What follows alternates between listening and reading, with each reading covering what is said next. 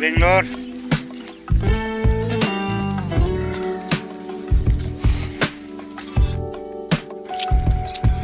তরাই কত রোড এই ইয়াতে থৈ দিছিলি তাত নহয় ওইখিনি জগাত আছে নাই কোনোবা লৈ গ'ল চাগে হে গাইস আমি আহিছে ধুনীয়া এটা পোষ্ট কেনেকুৱা লাগিছে কমেণ্ট বক্সত জনাব এইফালে আছে বহুত ধুনীয়া এটা পোষ্ট হয়